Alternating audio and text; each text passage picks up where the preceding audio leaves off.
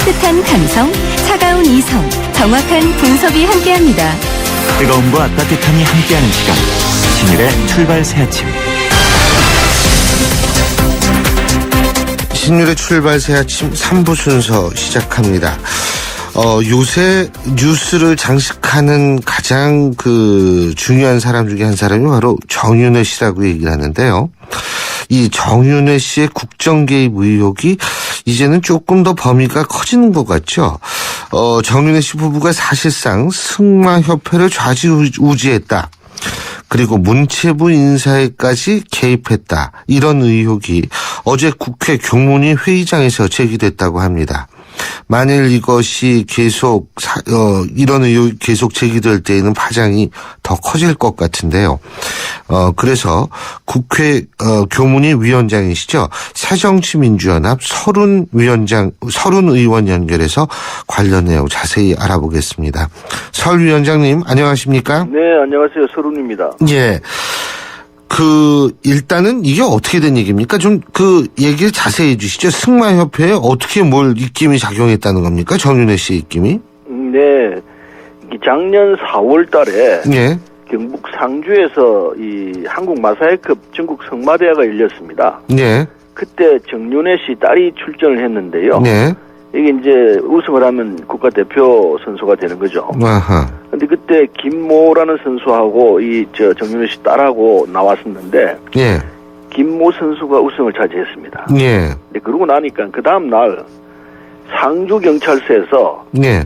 대회 심판위원장 등 심판진을 조사를 했습니다. 뭐예요? 이게 선수 선발에 부정이 있다 이래가지고요. 아. 그래서 이건 이제 말하자면 판정 시비인 거죠. 예. 근데 판정 시비는 협회에서 해야 되는 것 아닙니까? 승마협회에서 이게 제대로 됐다 안 됐다 알아야 되는, 조사를 해야 될 건데 경찰이 바로 나서가지고 이걸 이제 시비를 거니까 그때 조사를 받은 사람들이 이게 협회 창설한 일에 이런 예가 없다. 아. 이게 일종의 이 협회를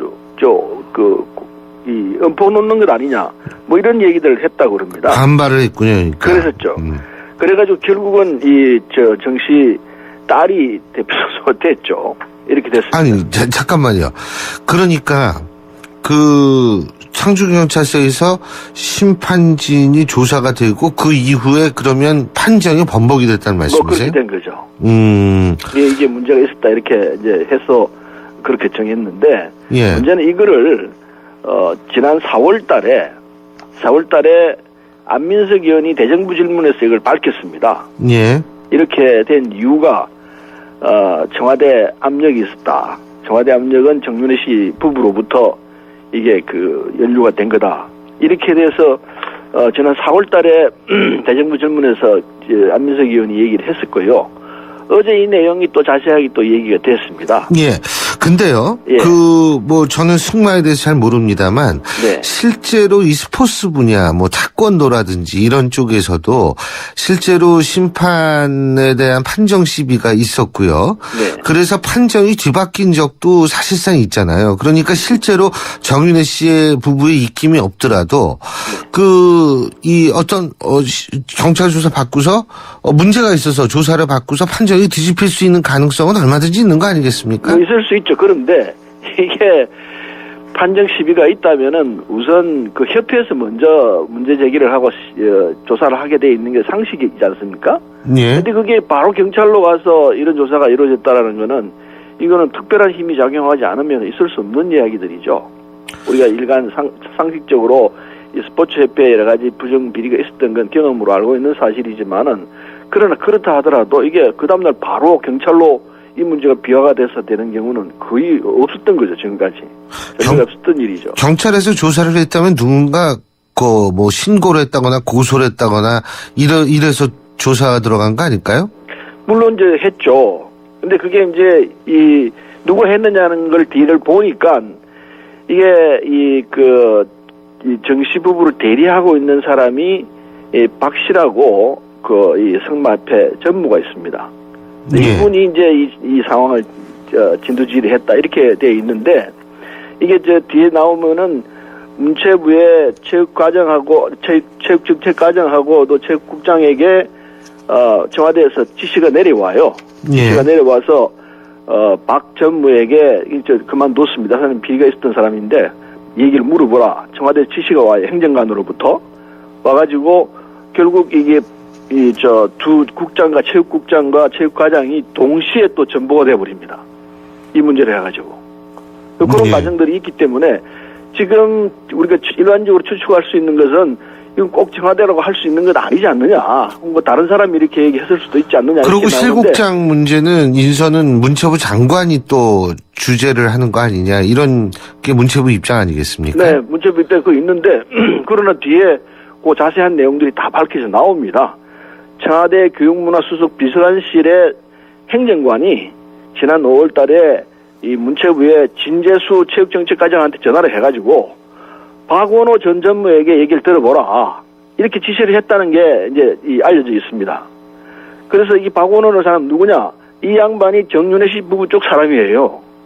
그래서 정윤회 씨 쪽 입장이 이게 이 강력히 반영돼가지고 이런 상황이 이렇게 됐다. 이 내용이 이제 다 밝혀진 것으로 돼 있습니다. 예. 오늘 아침 보도로 신문 보도로 보면은 그 청와대 대통령께서 직접 두 국장과 과장을 지명하면서 이 사람들 나쁜 사람들이다 이렇게 얘기했다는 것도 보도가 나왔습니다. 예. 어쨌든 이 부분은 하지만은 아직은 의혹 제기 수준이기 때문에 이제 좀 더 많이 밝혀져야 될 거란 생각이 드는데요. 어쨌든 지금 이러한 것들이 국회에서 논란이 되고 있는 것은 사실 따지고 본다면 지금 청와대 문건 유출로부터 비롯된 것 아니겠습니까? 그렇죠. 청와대 문건에서 시작된 사안들이죠. 청와대에서 작성했다는 거는 확인을 했으니까 청와대 문건인데 일단 제가 좀 서른 위원장께 여쭤보고 싶은 게요. 보통 비선 문제가 역대 정권에서 계속 나왔었거든요. 나왔었죠. 그죠? 예. 그런데 이게 집권 2년 차에 나온 거는 처음이에요. 제 기억으로는. 보통 4년 차, 5년 차에 나오는데 말이에요. 예? 그렇죠. 집권 말기에 나오기 때문에 램덕이라 그러는데. 예. 근데 지금 2년 차에 나온다는 건 지금부터 벌써 램덕이 시작되는 것 아니냐. 이런 징후로 읽을 수도 있죠.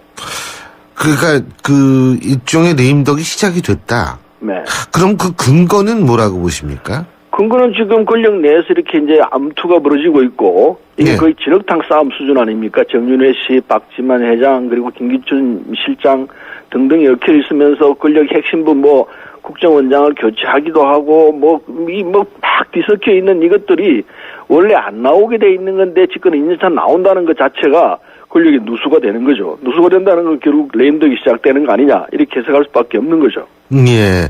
지금 서른 위원장께서 말씀하시는 건 이제 어떤 부분인지 제가 여쭤보는 건데요. 네. 일단 문건에 유출된 문건 내용이 있지 않습니까? 네. 그 부분 때문에 그렇게 판단하시는 건지 아니면 내용의 진위 여부 상관없이 청와대 문건이 유출됐다라는 사실 자체로만 봐도 이거는 권력투쟁이다 이렇게 보시는 건지 어떤 쪽이십니까? 다죠. 둘 다요? 우선 이게 이 문건 내용들을 들여다보면은 문건 내용이 굉장히 상세해요.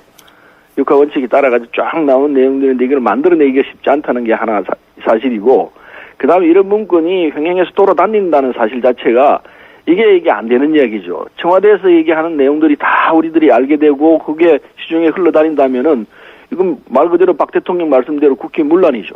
그럼 이 등등이 왜 나오느냐? 두 가지 시각이 있어야 되는데, 하나는 국정을 농단하는 데에 대해서 누군가 이거 바로 잡아야 한다. 대통령이 바로 잡아야 되죠. 왜 이런 국정농단이 생기느냐? 이게 정윤회 씨 등등으로 나타나는, 또는 박지만 씨도 마찬가지겠습니다만, 이런 분들은 국가 체계상에서 밖에 있는 분들입니다. 전혀 상관없는 사인들이에요. 네. 사인들이 국정을 이렇게 농단하는 형태로 나타나는 건 있을 수 없는 이야기들이죠. 이게 우선 큰 문제입니다. 제일 큰 문제는 그겁니다. 이걸 바로잡아야 합니다. 이건 대통령께서 바로잡으셔야 되는데, 지난번에 대통령께서 이 국무회의에서 말씀하신 수석비서관단 회의에 하신 말씀을 들어보면은 그런 생각이 없으신 것 같아요. 이건 그렇게 되면 안 됩니다. 그렇게 되면 결국 이게 레임덕으로 가게 되는 거죠. 이 레임덕이 안 빠지려면은 대통령께서 이 상황을 정확히 인지하시고, 이건 문제가 뭐가 있구나. 그러니까 지금부터 내가 국정을 바로 잡아야 되겠다. 여기에서부터 출발해야 합니다. 그렇게 하고, 그래서 국정을 농단하는 이 사람들은 주에서 잘라내겠다. 다 정리해야 되죠. 정리를 하고, 그리고 그 다음에 이걸 유출한 사람 누구냐? 이걸 해 나가야 합니다. 그 첫째는 국정농단을 하지 않게 하겠다는 의지가 발동돼야 되고, 예. 두 번째는 여기에 대해 책임 추궁을 정확히 하는 겁니다. 그 두 가지를 하셔야 되는데, 제가 볼 때는 뭐 책임 추궁하겠다는 것만 있는 것 같고, 국정농단에 대한 정확한 인식은 않고 있는 거 아닌가 하는 생각입니다. 정말 걱정이에요. 예, 지금 이게 일종의 아까도 권력 투쟁이다 이런 말씀을 잠깐 하셨는데, 원래 권력이 있는 곳에서는 갈등이 있게 마련이고 그 갈등이 투쟁 양상으로 나타날 수도 있는 거 아니겠어요? 그죠? 뭐 그렇게 되죠. 그 인사라는 것으로 이제 대부분 그게 표현이 되는데, 그런데 이게 꽉 청와대에서 예를 들면은 그런 것들을 모든 인사라든지 이런 걸 꽉 틀어주고 있으면 이 갈등이 있고 인사로서 갈등이 있다 하더라도 그게 인사라는 측면으로 표현이 되기는 힘들게 되지 않을까 이런 생각도 하거든요. 그 이제 인사가 만사라는 얘기 있지 않습니까? 예. 인사가 잘 되면 모든 일이 잘 풀어진다는 뜻인데, 그럼 인사를 어떻게 해야 되느냐? 대통령께서 인사권자는 대통령입니다. 대통령께서 공명정대하게 하셔야 되는데, 이게 어떤 사람들, 내 측근, 내 친한 사람들 이쪽 얘기만 듣고 얘기를 하시면은 얘기가 안 되는 거죠. 예. 인사를 하실 때는 주변의 얘기를 잘 들어서 이 사람 저 사람 얘기를 다 들어가면서 그 나중 최종적인 판단을 본인 당신께서 하셔야 되는데, 이 시스템이 제대로 되어 있느냐? 인사위원회라는 걸 둬야 되는데, 인사위원회는 뭐 둔 것도 얼마 안 되는 걸 알고 있습니다만은 그 뒷전이고, 몇몇 사람들이 소위 문고리 실세라는 그 문고리 또는 뭐 정윤회 씨 등등 이런 사람들이 인사 개입하고 있는 것 아니냐? 이런 그 시스템 때문에 안 된다는 거죠. 그걸 빨리 정리를 하셔야 됩니다. 아직 시간이 있다고 봐요. 지금 집권 2년 차이기 때문에 남아있는 3년을 제대로 잘 하시려면은 이런 문제들이 정말 적폐입니다. 이걸 드러내야 돼요. 이걸 드러내지 않으면은 성공한 대통령이 안 된다고 봅니다. 예. 새정치민주연합 박지원 의원은 어제 김기춘 실장이 최종 책임이 있다. 저희 인터뷰에서요. 그런 네. 얘기를 했거든요. 그래서 이제 사퇴하라 이런 얘기를 했는데 어떻게 보십니까? 이번 기회가 기회입니다. 말하자면 위기가 기회라는 뜻인데 지금이 박근혜 대통령에 있어서는 최대 위기입니다. 이 위기를 기회로 돌릴 수 있는 방법은 정도로 가는 겁니다. 정도는 지금 문제됐던 사람 다 정리해야 됩니다. 예를 들면 실장도 정리하고 정윤회 씨도 정리하고 박지만 씨도 정리를 해가지고 정말 가운데 바로 서셔가지고 정도로 가시면 문제를 해결 안 할 저절로 해결된다고 생각하죠. 그리고 무엇보다도 중요한 것은 제가 지난번에도 여러 번 말씀했습니다마는 비선 라인에 의존하지 마시고 바로 지금 수석들은 얼마나 있습니까? 장관들은 또 얼마나 있습니까? 그분들로부터 직접 대면 보고를 받으셔야 돼요. 이게 대면 보고를 안 받고 서면 보고를 계속 받으니까 서면 보고는 그 서면 보고를 전달하는 사람들이 있습니다. 그게 이제 문고리 실세들입니다. 이 사람들이 다 중간에서 보기 때문에 대통령께 직접 전달돼야 이런 문제들이 안 생기는데 대통령이 직접 말씀을 안 들으니까 장관으로부터 직접 듣고 수석 비서관으로 직접 들으면은 이런 문제가 훨씬 줄어들죠. 보고 체계, 이 국정 운영 시스템에 문제가 있는 겁니다. 이걸 바로 잡으셔야 돼요. 근데 지금 위원장님께서 정윤회 씨를 정리를 해야 된다 이런 말씀하셨는데 정윤회 씨는 지금 아무런 직책을 갖고 있지 않지 않습니까? 그렇습니다. 아무런 그러니까 직책을 어떻게 갖고 있지 않는데, 예. 않는데 지금 한간에서는 정윤회 씨가 그렇죠. 그러면 정윤회 씨가 지금 이게 이 사건의 사건이랄까 이 파동의 핵심에 있지 않습니까? 핵심에 있다라는 것은 이건 뭔가 있다라는 얘기. 정윤회 씨 부부가 적어도 박근혜 대통령하고 관계가 있는 것 아니냐. 이거는 모든 신문에서 다 지적하고 있는 것 아니겠습니까? 예. 근데 정윤회 씨도 억울한 부분이 있지 않겠어요? 아무래도? 예? 나도 그렇게 생각해요. 예. 억울한 부분이 있을 거라 생각합니다.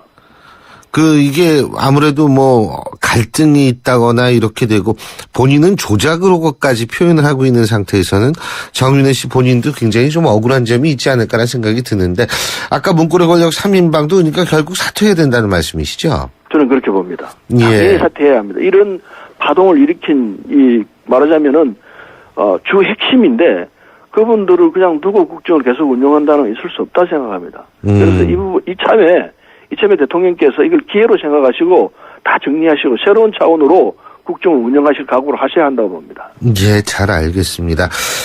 어쨌든 지금 국회 교문위에서 제기된 그 문제 같은 경우에는 의원분들이 끝까지 좀 의혹을 파헤쳐 주시기를 아마 많은 국민들이 바랄 겁니다.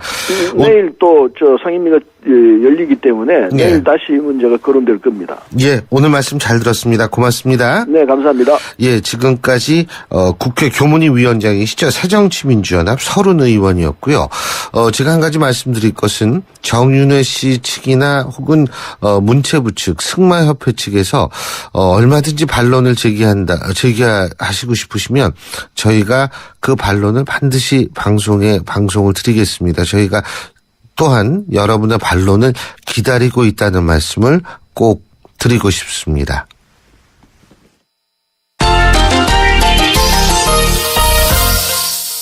스포츠 소식 알아보겠습니다. 경향신문 김세용 기자 연결하죠. 김세용 기자. 네, 안녕하세요. 예, 1부 리그 승격이냐 강등이냐 네. 이거 놓고 맞붙는 프로축구 이 승강 플레이오프 1차전이요. 예. 네.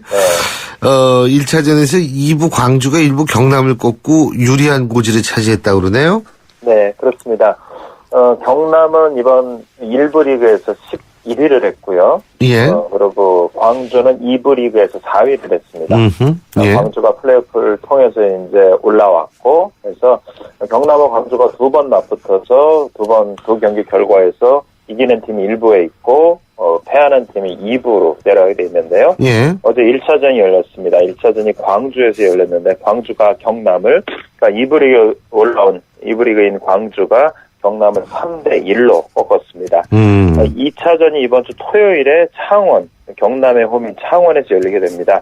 그러니까 어제 경기에서 광주가 3대1로 이겼으니까 2차전에서는 광주가 한 골 차로 져도 골득실에서 앞서면서 1부로 올라갈 수 있는 유리한 고지를 차지했습니다. 예. 어제 골을 넣은 선수 중에 조용태라는 선수가 있습니다. 예. 이 선수가 지난 시즌까지는 경남에서 뛰었던 선수인데 광주로 이제 쫓겨나고 아하. 그래서 어제 빚을 좀 갚겠다. 그런 각오로 나서 선취골 넣으면서 좋은 활약을 했습니다. 당연히 그런 생각이 들죠. 빚을 갚겠다 이런 생각 당연히 들죠. 예. 네, 그렇습니다. 그리고 빚 갚았네요, 뭐. 예. 네, 경남은 리그 11위고인데 이번에 이제 2차전이 홈에서 열리는데 거기서 2골 차 이상을 일단 만들고 승부를 벌여야 되니까 상당히 어려운 상황에 처해 있죠.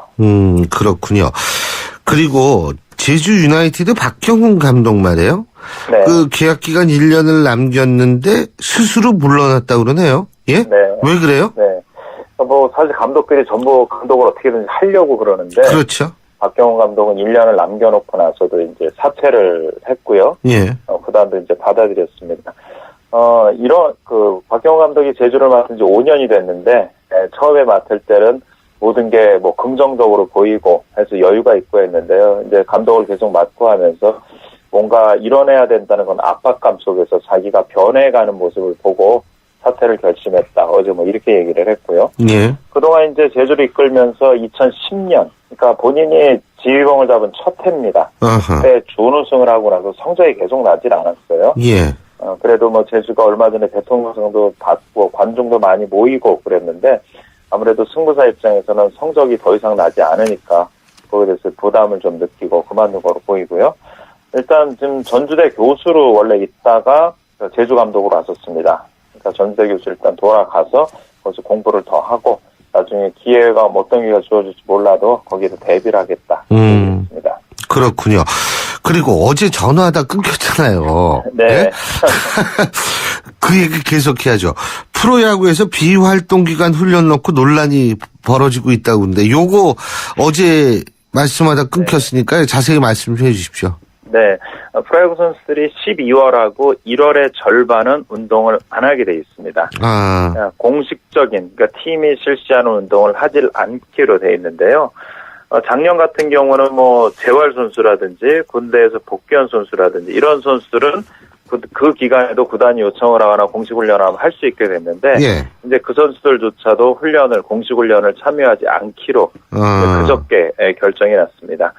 이건 왜 그러냐면 2011년도부터 이런 게 계속 적용이 되고 있는데요. 예. 얼핏 듣기에는 아니 선수들이 훈련을 해야지 무슨 훈련을 안 하냐. 겨울이라고 놀기만 하겠다는 거냐. 이렇게 오해를 하실 수 있는데 프로야구 선수들의 월급은 12개월치가 아니라 10개월치만 받습니다. 12월과 1월 월급이 없습니다. 그 미국 대학 교수들하고 비슷하네요. 방학 때 월급 안 나오거든요. 예. 그러니까 그때 이제 훈련을 어떻게 보면 공식 훈련 안 하는 게 맞고요. 근데 원래 이제 보통 그거대로 이제 따르면 12월과 1월은 하질 않아야 되는데 예. 팀 훈련은 1월 15일부터 시작이 됩니다. 선수들도 거기 합류를 하고 그 보름 동안에 사실 수당이나 이런 거 선수들이 받지 않습니다. 그러니까 그 15일 동안, 그러니까 1월 15일부터 1월 예. 말까지 15일 동안은 월급을 안 받고 훈련을 하는 거랑 똑같은 거죠. 그러니까 이걸 보고 나서 아니 선수들이 훈련을 해야지 왜 훈련을 안 하려고 그러냐 이거 말도 안 된다 이렇게 오해하시지 말고 월급을 주는 날은 이제 일을 하는 거고 월급이 없는 날은 일을 안 하고 하는 건데 중요한 건 선수들이 자기의 몸을 관리하기 위해서 스스로 12월에도 1월에도 좀 쉬면서 몸을 관리해야 된다는 거죠. 프로 선수니까 이거를 뭐 구단에서 시키지 않는다고 해도 본인이 해야 되는 겁니다. 예, 맞습니다. 예, 오늘 말씀 여기까지 듣죠. 고맙습니다. 네, 고맙습니다. 예, 지금까지 경향신문 김세훈 기자였습니다. 예, 프로야구 선수들 진짜 어떻게 월급이 10개월밖에 받지 못한다라는 얘기 아마 저도 몰랐는데 여러분도 처음 들으셨을 거는 같습니다. 근데 가장 중요한 부분 중에 하나는 월급 안 받더라도 뭐 훈련은 본인들이 한다니까 많은 분들이 오해를 하셨을 수도 있는데요. 그런 오해 이제는 좀 풀리셨기를 바라겠습니다. 윙가드 뿌니고의 박구윤이 전하는 우리집 행복 지킴이 윙가드. 가정의 안전 항상 걱정되시죠? 스마트 방범창 윙가드가 강한 내구성과 스마트폰 알림 서비스로 가정의 행복을 지킵니다. 1566-7310 Smart Security Window, 윙가드. 신율의 출발 새 아침 3부 순서는 여기까지고요. 잠시 뒤 4부 대한민국을 고발합니다에서 뵙겠습니다. 대한민국 사장님들, 이보영이에요. 사업하면서 힘든 일 참 많으시죠? 이젠 노란 우산 공제 꼭 챙기세요. 갑작스레 소나기가 와도 우산 하나 챙겨놓으면 걱정 없잖아요. 소득 공제는 물론 복리 이자에 목돈 마련 저축도 되고 법으로도 보호되니까 노란 우산 공제 하나면 마음이 든든. 50인 미만 소기업, 10인 미만 소상공인 사장님이라면 누구나 가입하실 수 있대요. 창업할 때 가장 먼저, 사업할 때 가장 가까이. 참 든든한 동행, 노란 우산 공제. 이 캠페인은 중소기업 중앙회와 함께합니다.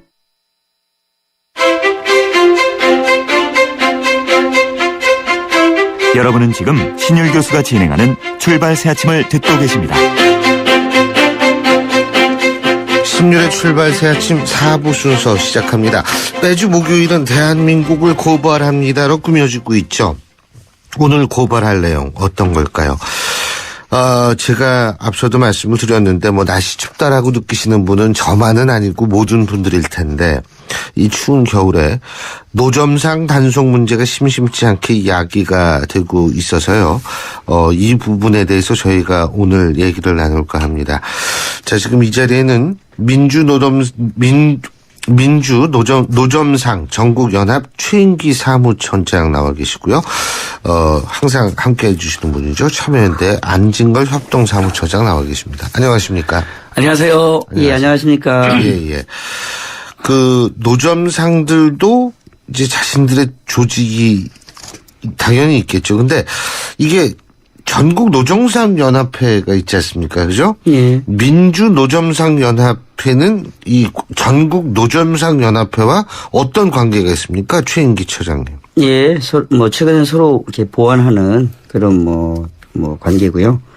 저희 단체는 이제 일단 노점상들의 생존권 문제, 이런 문제가 1차적인 저희 단체의 어떤 목적이고요.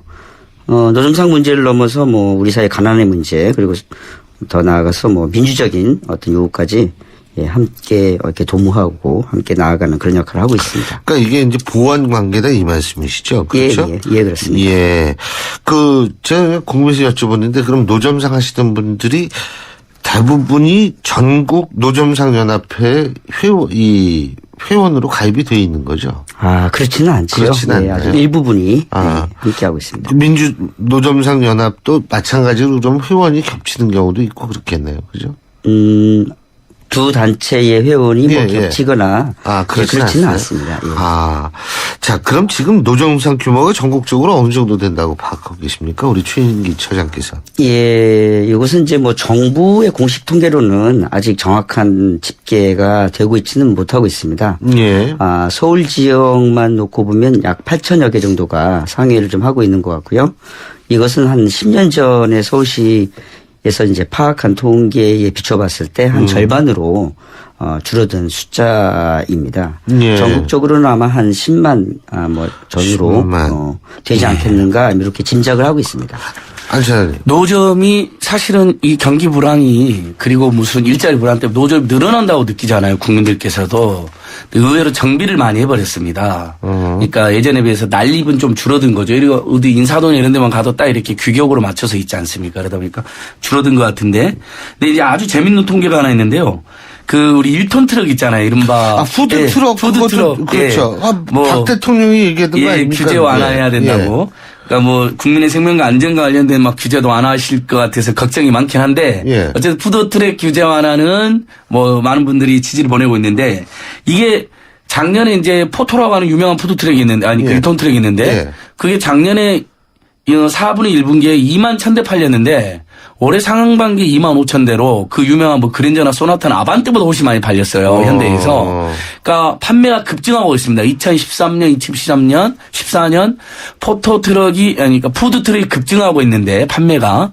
그러니까 지금 최인기 처장이 말한 것처럼 서울에서 한 8,000명의 이제 노점이 있다고 하는데 이제 이분들은 대부분 마차형 노점인 것 같아요. 우리가 흔히들 보는 그 바퀴 달린 마차도 있지 않습니까?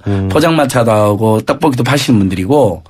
근데 실제로 이 푸드트럭은 지금 집계에 정확히 안 잡히는데 엄청 팔리고 있는 걸로 봐서 그리고 이분들의 상당수가 지금 트럭을 개조해서 장사를 하시는 거로 추산되고 있어서 전국적으로 아무튼 최소 10만 명은 넘지 않을까 이렇게 추산되고 있는데 이런 통계도 없는 게 서글픈 일입니다. 분명히 우리 사회 구성원인데 통계도 없습니다. 그렇습니다. 우리 사회의 구성원일 뿐만이 아니고 사실은 이렇게 생각할 수도 있어요. 뭐 제 얘기는 제 개인적인 의견이지만 이 거리의 낭만적인 분위기도 또 만들어 주실 수 있는 거거든요. 사실은. 예, 교수님이나 저나 우리 길거리 떡볶이 뭐 엄청 좋아하죠. 오뎅 뭐 우리 안지걸 처장님 떡볶이 말씀해 주셔가지고 우리 또 김혜민 PD가 이 겨울에 이 길거리 사 먹는 재미가 참 쏠쏠하다고 얘기를 하면서 그래서 그 의미에서 여러분들 문자로 좋아하시는 길거리 음식 보내주시면 저희가 함께 소개해드리겠습니다. 오늘 노점상 단속 얘기를 하고 있는데 여러 가지 차원에서 얘기를 좀 해야 될 것 같아요. 아니 제가 최인기 처장님께 좀 여쭤볼게. 대통령이 푸드트럭 저거 한다고 그랬잖아요. 예, 그렇습니다. 뭐 푸드트럭이 뭐 이 규제 완화의 상징처럼 얘기를 했는데 푸드트럭 단속 대상입니까 지금? 그게 좀 약간 법적으로 이게 좀 급히 서둘러서 진행을 하다 보니까요. 여러 가지 좀 문제가 많습니다. 왜냐하면 기존의 노점상들은 불법으로 단속을 하면서 똑같이 이제 푸드트럭은 허가를 한다고 그러는데요. 예를 들어서 뭐 먹거리 음식이라고 이야기하는 떡볶이, 오뎅이나 이런 부분은 여전히 푸드트럭도 식품위생법으로 저촉을 받고 있는 그런 상태입니다. 그러니까 완전히 합법도 아니고 완전히 불법도 아니고 어중간하다 이 말씀이시죠? 예. 그러면서 이제 여전히 그 푸드트럭을 장만하는 데 있어서 이 비용은 또 굉장히 많이 들어갑니다. 그래서 사실 이제 일반 서민이라고 볼 수 있는 노점상들이 푸드트럭을 어느 정도 운영을 할 수 있을 것인가. 오히려 이제 그 차량을 개조하거나 차량을 판매하는 그런 업체만 좀 이렇게 배불리게 된다. 예, 그렇게 되는 실정이 아닌가라는 죄송하죠. 푸드트럭 어느 정도예요? 아까 우리 포터 안지고 처장님 포터 말씀하셨는데. 예, 가격이요. 예. 뭐 한 3천만 원 뭐 개조하는 데만. 그렇습니다. 그러니까 트럭을 사고 거기다 플러스 3천만 원을 더 해야 된다. 냉장고라든가 심지어는 뭐 여름에는 뭐 에어컨 시설도 있어야 될 것 같고요. 뭐 기본적으로 이제 뭐 가열할 수 있는 여러 가지 시설 뭐 이런 비용이 만만치 않죠. 근데 안진걸 처장님 푸드트럭은 뭐 대통령이 얘기했으니까 이건 합법이고 그리고 다른 예를 들면 더 소형 길거리에서 예를 들면 그러니까 포차, 마차형 그런 거는 불법이 이거는 굉장히 불평등한 거 아닙니까? 예, 맞습니다. 그래서 지금 오늘 최인기 처장님도 그 문제 제기를 하신 거거든요. 그러니까 사실은 푸드트럭은 더 상대적으로 비용이 더 많이 있는 분들이 구입을 할 수 있는 거예요. 그렇죠. 마차 하신 분들 중에도 푸드트럭으로 옮기고 싶은데도 못 옮기시는 분도 많습니다. 근데 보면 마차는 인도의 한 켠을 또 차지하고 있는가 하면 푸드트럭은 또 도로의 한 켠을 차지하고 있는 경우가 있어서 식품위생법뿐만 아니라 도로교통법으로도 저촉이 돼서 대통령이 말씀하신 것이 오히려 그것마저도 또 단속을 당하는 그런 실정이 있는데, 근데 푸드트럭은 그래도 대통령이 관심이라고 가져주셨으니까 이야기가 되는데, 기존의 마차들은 지금 강남구청, 부평구청, 인천 남동구청 이렇게 수도권에서 지금 겨울에 심각한 지금 단속이 이루어지고 있는 상황이거든요. 근데 주로 또 야간에 단속을 해요. 그러다 보니까 다치고 막 이런 일이 발생하고 있습니다. 최 차장님도 단속 당해보신 적 있죠? 네, 그렇습니다. 그렇죠. 예. 근데 요새는 단속이 어떤 식으로 이루어집니까? 옛날 같은 경우에 글쎄 이런 막 물건 던지고 막 그런 경우도 있던 것 같은데, 그리고 단속 나오면 또 막 그 노점상 하시는 분들이 그냥 급하게 막 리어커 같은 거 밀고 도망가시고 이런 걸 많이 봤거든요. 어떻습니까, 요새? 강남에서도 똑같은 상황이 지금 재현되고 있습니다. 저희들이 서울시 자료를 좀 입수한 바에 따르면은요, 이제 법적인 단속이라고 이야기하는 과태료 부과나 벌가금 부과가 강남구의 경우에 이제 1억 5,600만 원 정도, 그리고 중구의 경우에 1억 6천만 원 정도, 중랑구는 이제 그보다 좀 수준이 좀 떨어지는데요. 6천만 원 정도, 그리고 이제 서초구 이렇게 편제가 되어 있죠. 소위 말해서 좀 잘 사는 동네라고 이야기하는 강남, 서초, 송파 이런 데가 집중적으로 단속을 좀 받고 있는 걸로 알고 있고요. 여기에 들어가고 있는 단속 비용이 강남구만 약 7억에서 8억입니다. 요 비용은 다른 데보다도 한 두세 배 정도, 이건 다 서울시 공식 자료인 겁니다. 모두 1년 동안 1,524차례, 24차례 단속이 진행된 걸로 이렇게 공식 통계로, 서울시 공식 통계로 이렇게 나와 있습니다. 그러니까 더군다나 단속 과정에서 좀 다치시기도 하고 그럴 것 같아요. 예, 그렇습니다. 여러분 잘 아시다시피 그 전에 용산 참사 있었지 않습니까? 예. 이런 과정 속에서 철거민이나 노점상들이 또 용역반에 의해서 또 공권력에 의해서 죽음을 당했던 그런 사례가 있었는데요. 그 후로 조금은 사회적으로 좀 자정하는 그런 분위기였었는데요. 최근에 다시 민간 용역업체, 용역반들에 의해서 단속이 강화되고 있는 그런 실정이고요. 강남대로라고 이야기하면 소위 이제 국제적인 도시 아니겠습니까?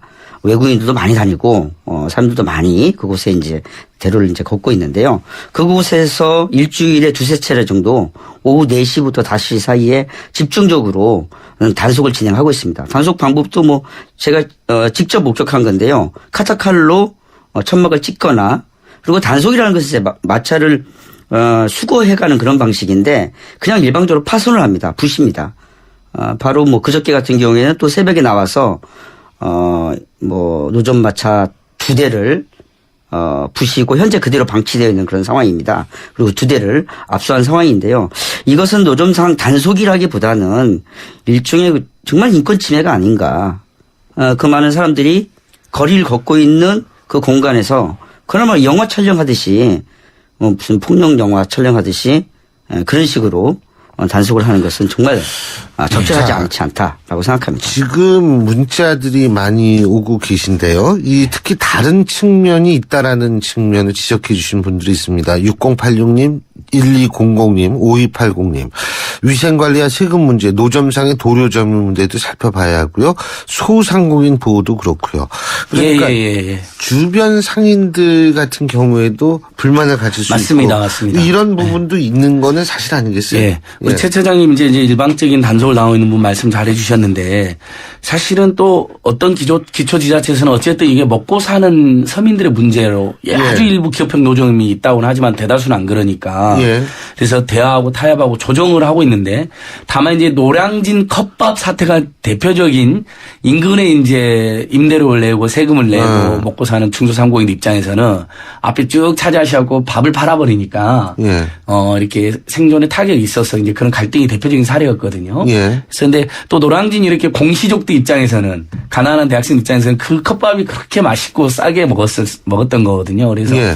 그게 큰 화제가 됐었는데, 예. 그러니까 저는 이런 말씀드리고 싶어요. 이게 그러니까 뭐 이게 막 선악의 문제라기보다는 일종의 도로 조명을 하고 있는 건 맞기 때문에 도로 조명료도 일부 낼 수도 있는 문제이고, 또 그렇게 인근의 중소상공인 입장에서는 생존에 일부 악영향을 끼치기 때문에 민원을 낼 수밖에 없는 문제도 있습니다. 근데 거기서 또 일하신 분들 보면 어쨌든 그 정말 한 몇백만 원짜리 포장마차 겨우 마련해가지고 살고 계신 분들 또 대다수인 게 사실이니까 이걸 저는 이게 막 일방적으로 단속하고 막 쫓아내고 특히 포장마차를 이렇게 잠시 예치하는 것도 아니고 그냥 부셔버리는 건 저는 그 자체로 폭력의 본죄라고 생각하거든요. 공권력이다 하더라도. 근데 그래서 좀 대화하고 타협하고 인내하고 조정하는 그런 지혜를 모아야 될 때가 아닌가.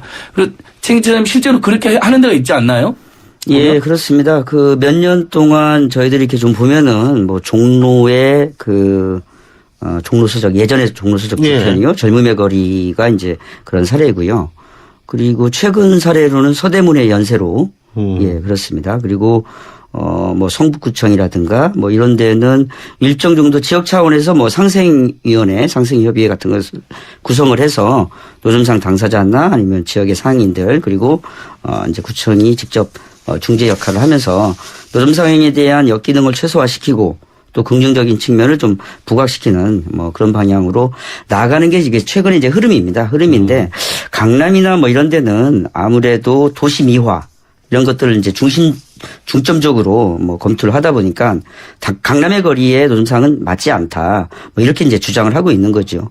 저희들도 뭐 강남 거리에 맞는 그야말로 소위 이제 뭐 깨끗하게 규격화된 그런 마차를 중심으로 해서 강남 거리가 좀 삭막하지 않게 서민들의 길거리 음식으로서 이 풍물적인 요소를 좀 적극적으로 살려나가면서 긍정적인 측면을 발전시켜 나갔으면 좋겠다.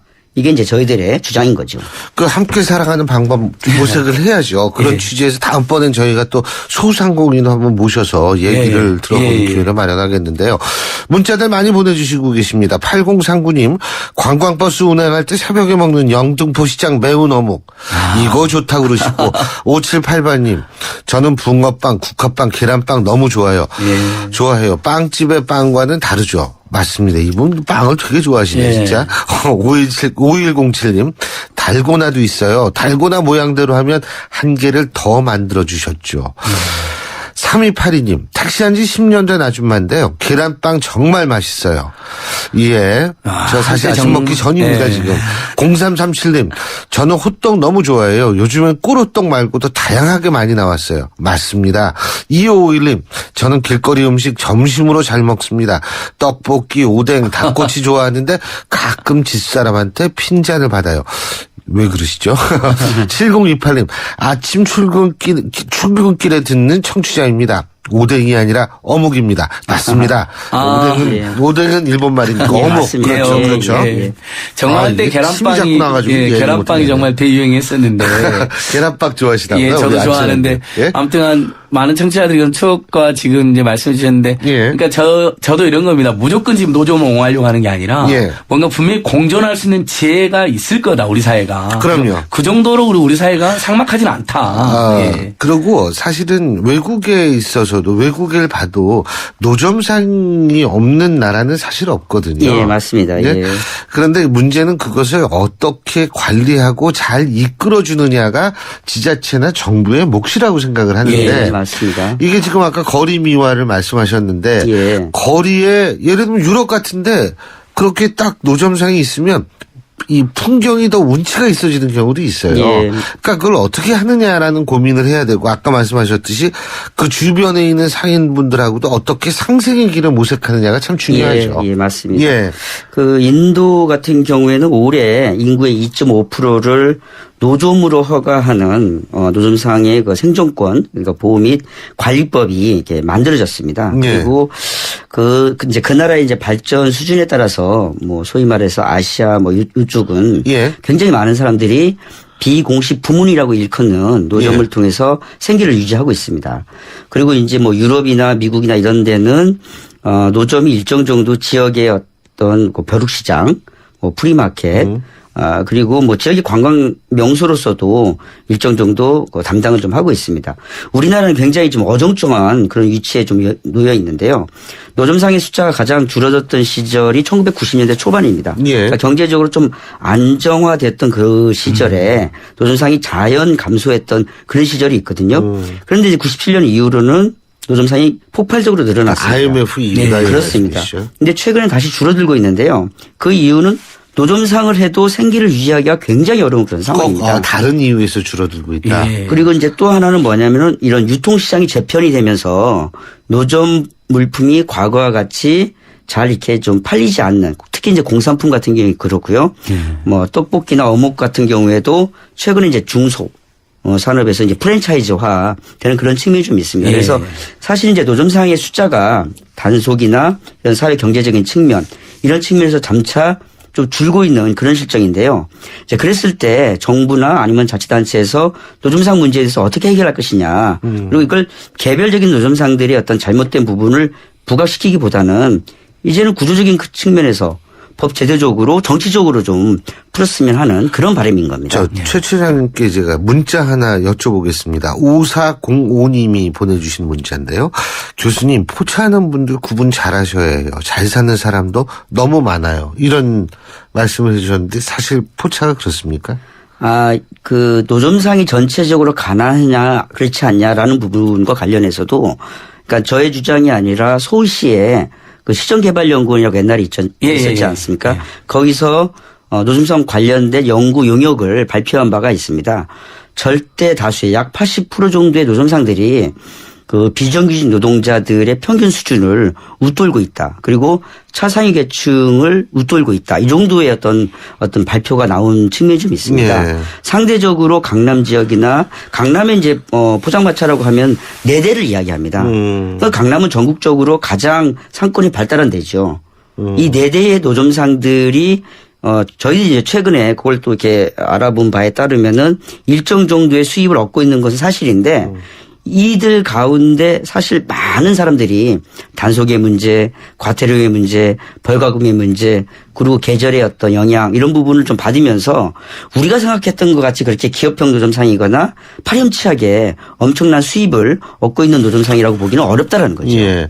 요게 이제 그 아까도 말씀드렸습니다만 외국 사례를 잘 참조해서 상세히를 모색하면 세금 같은 문제도 뭐 세금 안 낸다 뭐 이런 얘기도 해결이 될 수 있을 것 같거든요. 세금 당연히 내시겠죠. 그렇게 되면. 그렇습니다. 저희도 그렇죠? 세금 내고 장사를 하고 싶습니다. 아니, 그렇죠. 규격하고 등록하면 오히려 세금도 내실 수 있고 그리고 사실 극히 일부 뭐 기업형 포장마차 이야기 나오는데 그건 정말 그 대규모로 하는 뭐 일부분이고 저희들이 보는 건 길거리에서 정말 오뎅 팔고 떡볶이 죄송합니다. 어묵 팔고 떡볶이 팔고 그래서 저 유통트럭 죄송할 것까지 하고 청와대에서 찌라시라고 얘기를 하는 세상에 그러게요. 퇴직금 가지고 이제 그 아까 말씀드린 것처럼 1톤 트럭 겨우 사가지고 다니시는 분들이 많거든요. 그러니까 이분들은 제가 우리 사회가 함께 사는 지혜로 포용해야 된다고 생각하고요. 특히 지금처럼 일자리가 불안한 사회에서 노점은 저는 영원할 수밖에 없다고 보거든요. 사회 경제 구조상.